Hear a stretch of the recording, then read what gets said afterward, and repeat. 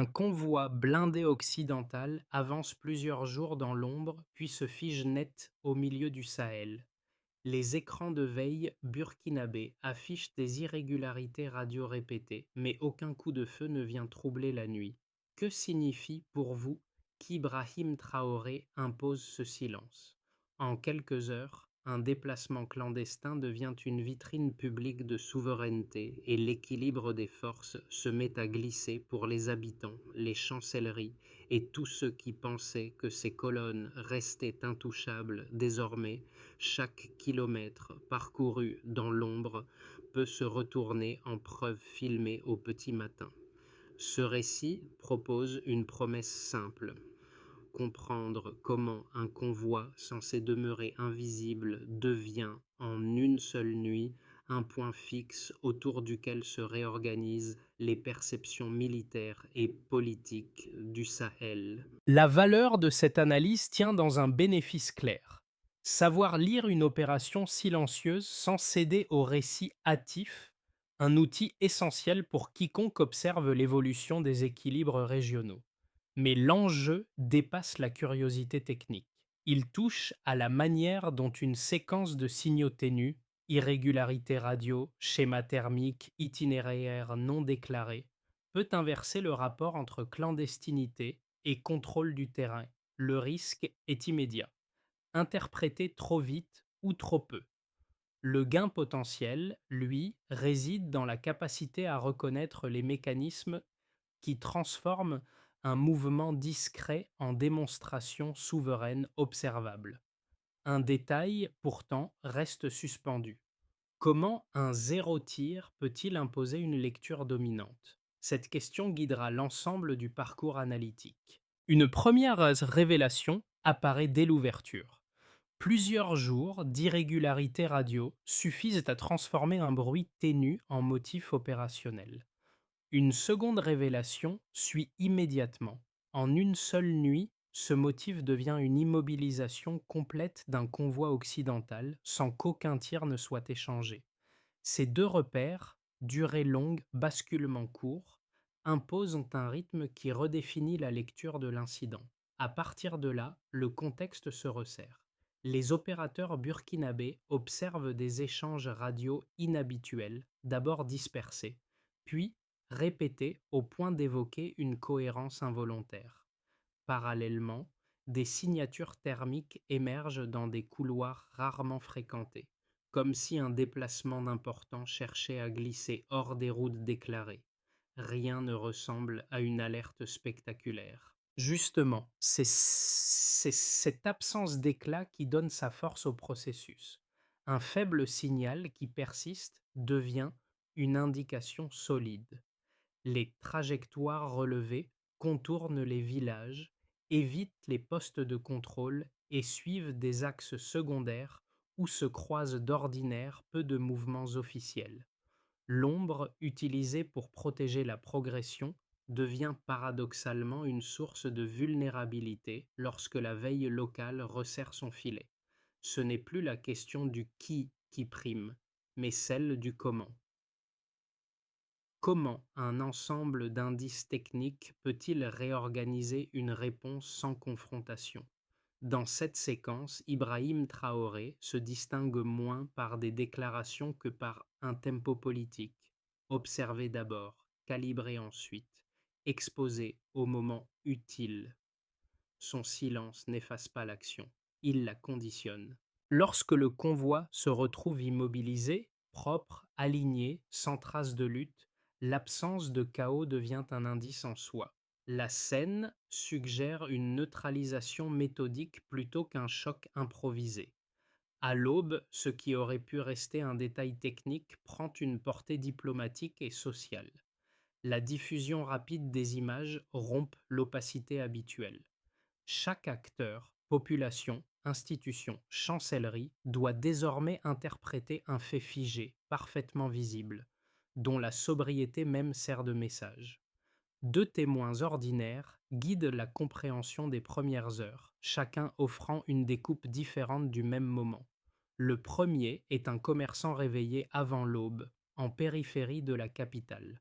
Il décrit une circulation inhabituelle mais sans agitation.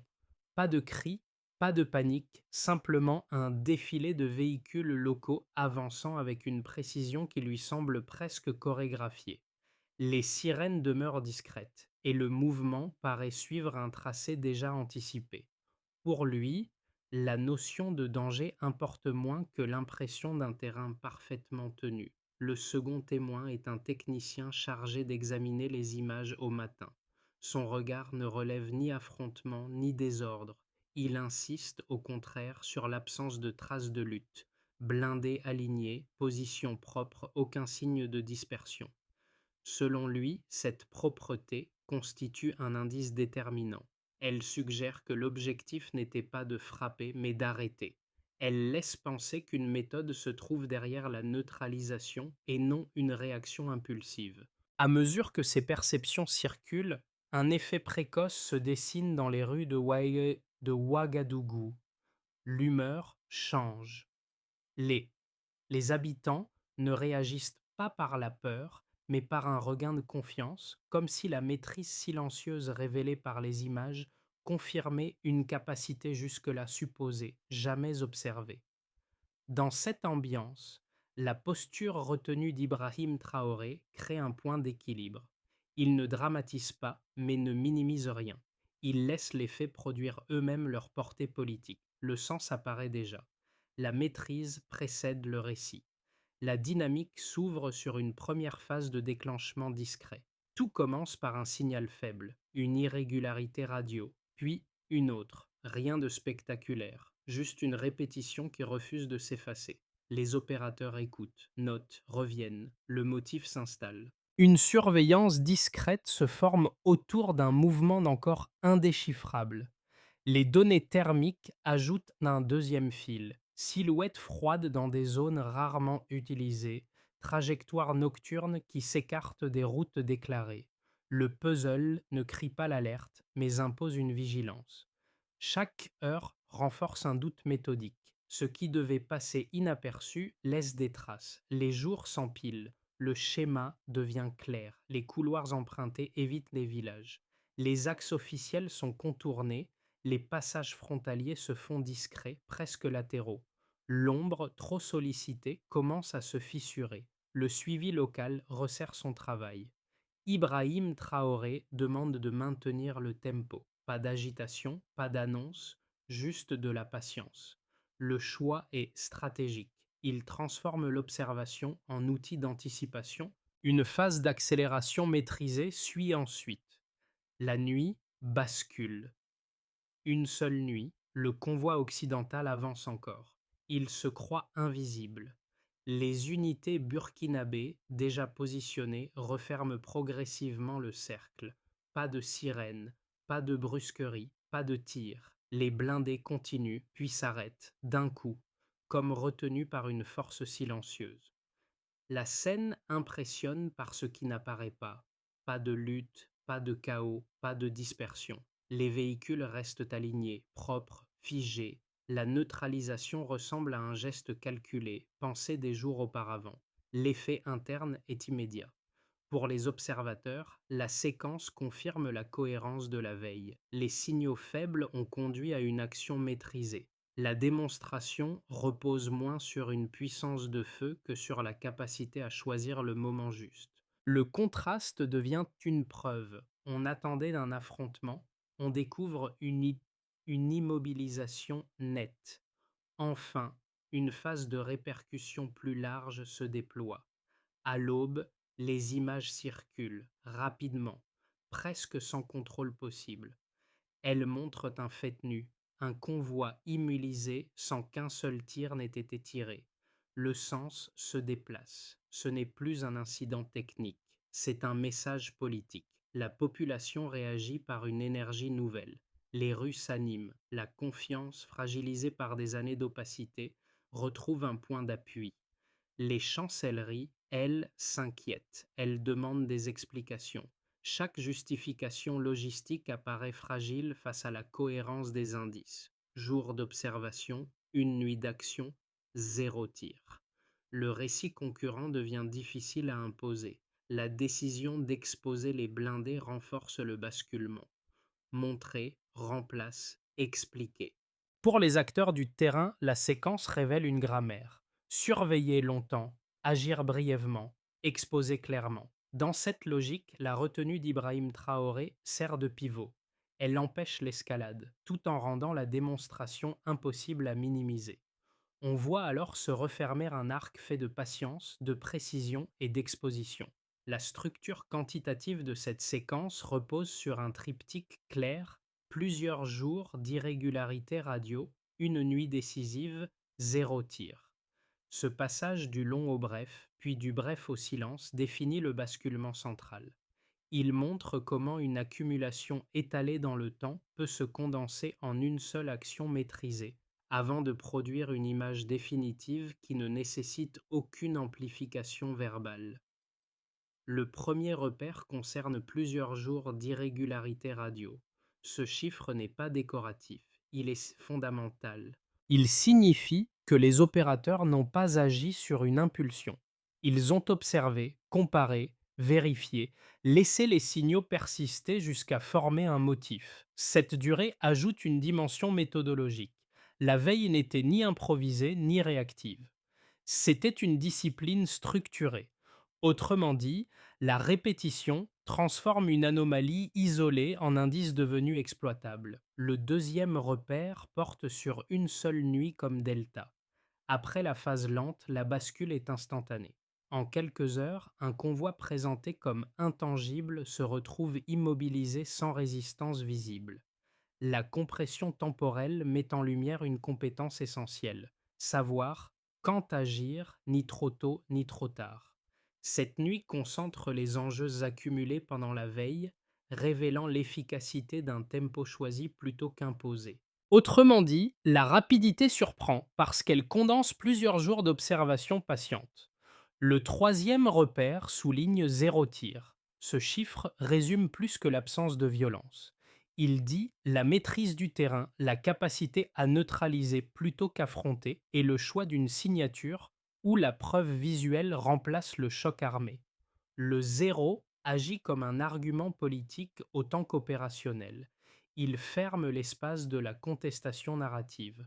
Autrement dit, le silence devient preuve, car aucune escalade n'a été nécessaire. À partir de ces trois données, la logique interne devient lisible. Les cônes, les jours construisent la base analytique, la nuit fixe l'instant symbolique. L'absence de tir impose la signature finale. La cohérence de cette progression explique pourquoi les récits concurrentiels peinent à s'imposer. La structure laisse peu de zones d'interprétation. Dans cette architecture, Ibrahim Traoré n'apparaît pas comme un protagoniste bruyant, mais comme celui qui règle le tempo. Sa retenue est directement compatible avec les chiffres du récit. Observer longtemps, agir brièvement, exposer clairement. Il s'inscrit dans une méthode où la parole vient après l'évidence, jamais avant. La neutralisation propre du convoi correspond exactement à cette logique. Laisser l'image faire le travail politique. Les données techniques, parcours nocturnes, signatures thermiques, évitements systématiques ne servent pas à dramatiser, mais à étayer. Elles montrent que le mouvement clandestin n'a pas échappé à l'attention locale, même lorsqu'il espérait se fondre dans l'ombre. Le contraste entre l'opacité du déplacement et la clarté de son immobilisation renforce l'effet des trois chiffres centraux. Ainsi, la séquence ne raconte pas une surprise brutale, mais une transformation progressive d'un faible signal à une certitude opérationnelle, d'une nuit silencieuse à une exposition publique. Deux lectures opposées émergent dès que les images du convoi immobilisé circulent et chacune semble capable, au premier regard, d'expliquer l'incident. La première lecture adopte une approche modérée. Il s'agirait d'un simple malentendu logistique. Selon cette version, le convoi aurait transporté du matériel non sensible sur un axe secondaire, avec une déclaration incomplète mais dénuée d'intention politique. Les zones frontalières, rappelle-t-on dans ce cadre, servent parfois de couloir technique où une mauvaise coordination interne peut produire des écarts inattendus. L'immobilisation ne serait donc qu'une coïncidence, une route mal assignée, un mouvement mal signalé, une accumulation de petites erreurs. La seconde lecture défend une logique inverse. Elle considère que l'ensemble des éléments relevés, irrégularités radio répétées, signatures thermiques inhabituelles, trajectoires nocturnes hors route déclarée, évitement systématique des villages et des postes de contrôle, forment une séquence trop cohérente pour un simple glissement administratif. Ici, ce qui importe n'est pas l'intention présumée, mais la structure observée, un déplacement prolongé cherchant à minimiser sa visibilité, puis une neutralisation nette en une nuit sans tir ni désordre.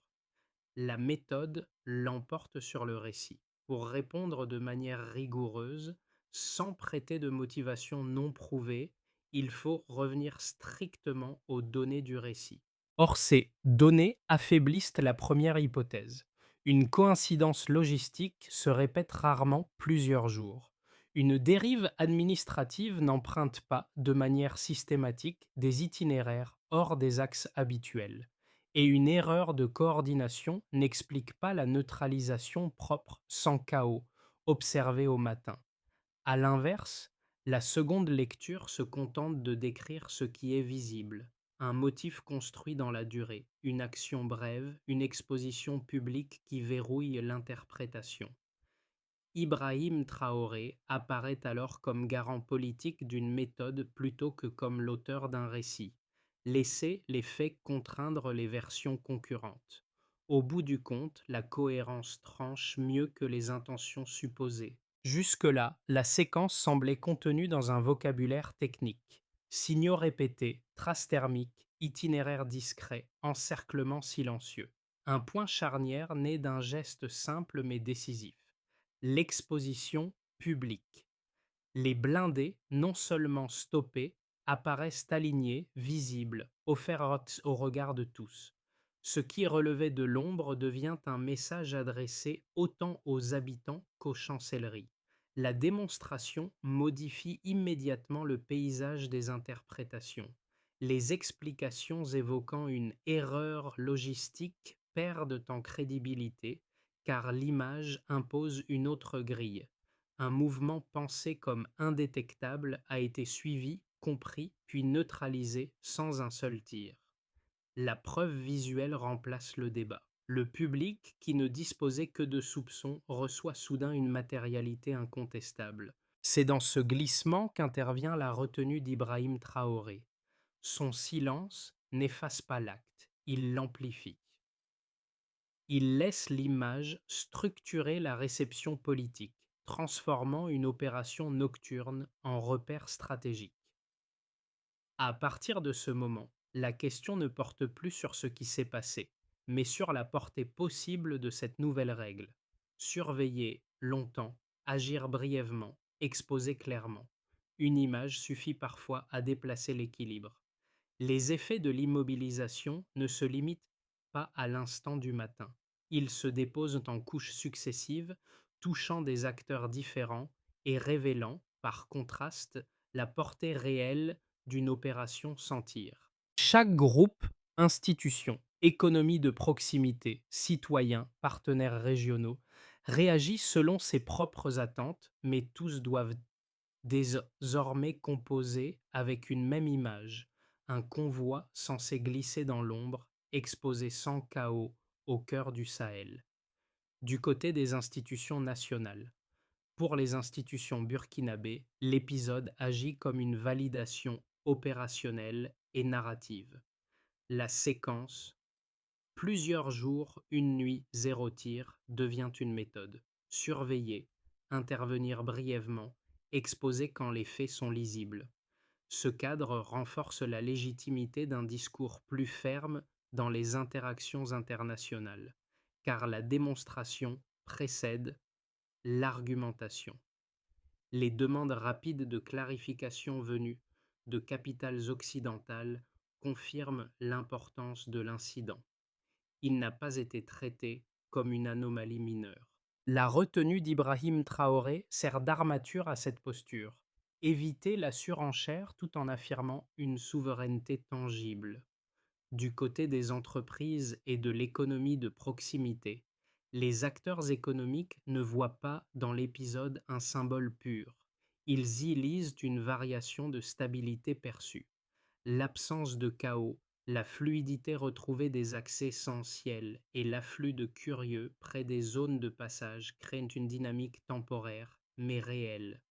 Pour un commerçant, même quelques jours de confiance supplémentaires peuvent changer les décisions. Ouvrir plus tôt, réassortir, investir légèrement. L'opération silencieuse produit donc une traduction économique mesurable, non par des chiffres, mais par des comportements.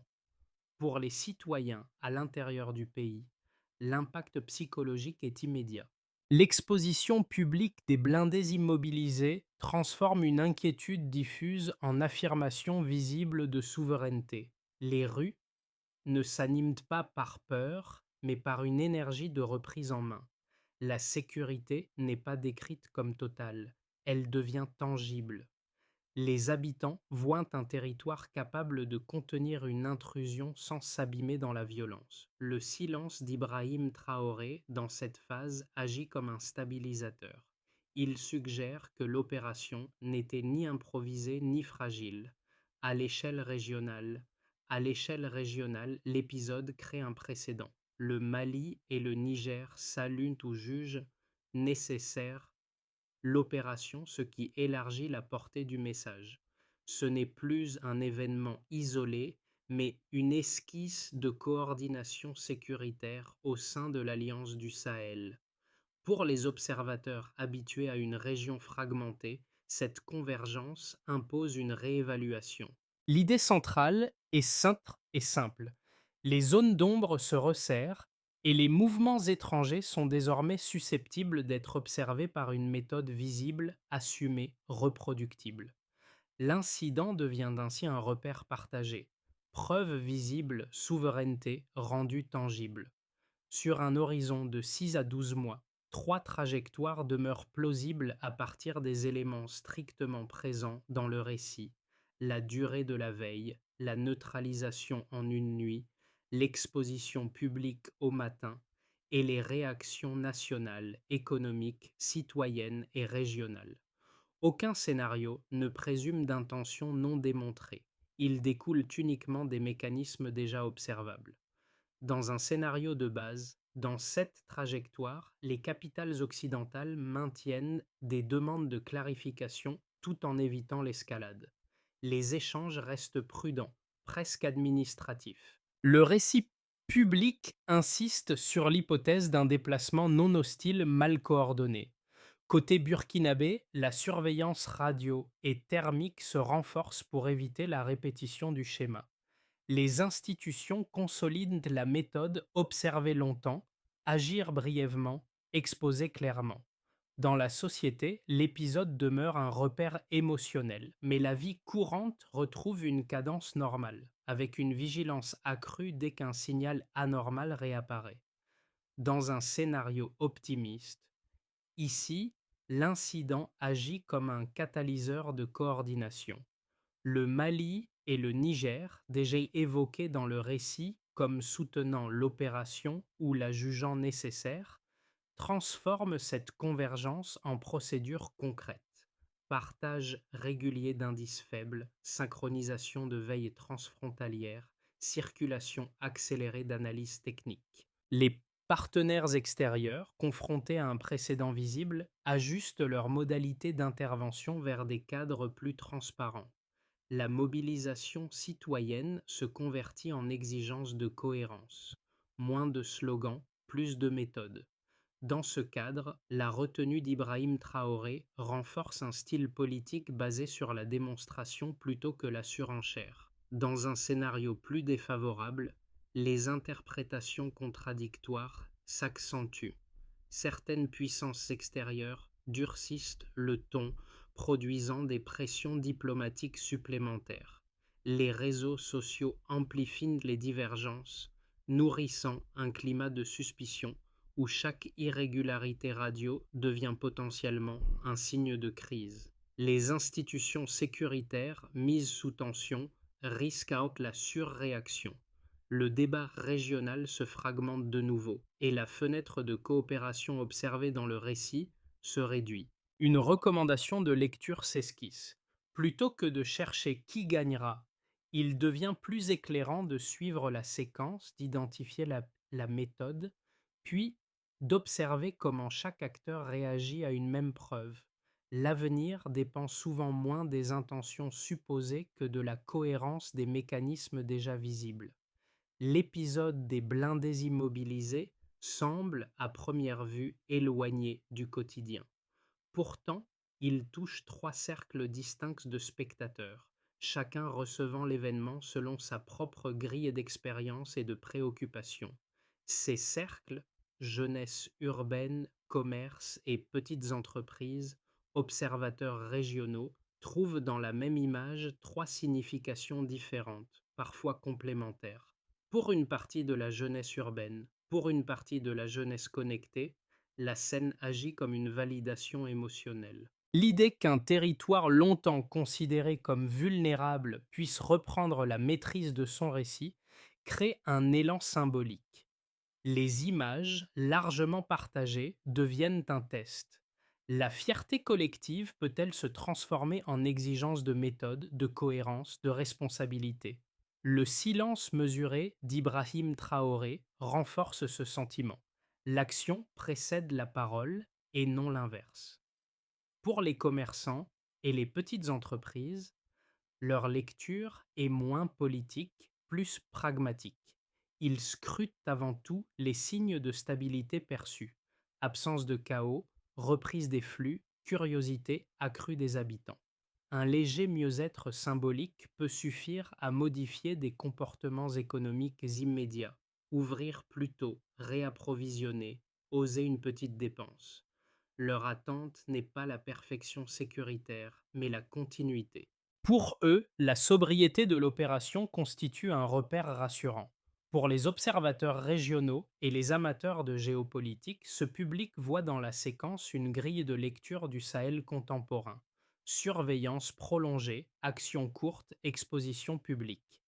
La coopération perceptible entre voisins, même implicite, attire leur attention.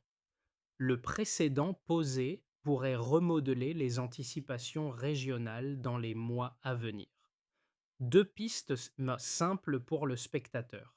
Regarder la méthode autant que l'image, puis observer ce qui change réellement dans les comportements. Sans ajouter le moindre élément extérieur, le récit permet déjà de dégager une feuille de route cohérente avec ce qui a été observé. Une veille prolongée, une action brève, une exposition publique maîtrisée, puis une lecture collective stabilisée. Cette logique peut se traduire en étapes concrètes, chacune associée à un acteur, un rythme et un critère de mesure. Premièrement, il s'agit d'observer régulièrement, ce qui relève des unités techniques. Les équipes burkinabées étendent la veille radio et thermique autour des zones où des irrégularités sont apparues. Le camp est hebdomadaire, sur routine civique. L'efficacité se mesure par la régularité des rapports et la capacité à confirmer un motif sans précipitation. Deuxièmement, il convient de partager les indices faibles entre les membres de l'Alliance du Sahel. Le Mali et le Niger, déjà mentionnés dans le récit, formalisent un protocole simple: transmettre un signal en moins de 24 heures après sa détection. La performance se juge à la rapidité de circulation et à la cohérence des analyses croisées. Troisièmement, il faut exposer les faits avec sobriété, sous la responsabilité des autorités nationales. Montrer seulement lorsque les éléments sont clairs, éviter la dramatisation. L'objectif est d'empêcher la prolifération de versions concurrentes. La mesure repose sur la clarté du récit et la stabilité des réactions sociales. Quatrièmement, il est utile d'évaluer la situation tous les 3 mois, avec la participation des institutions civiles et sécuritaires.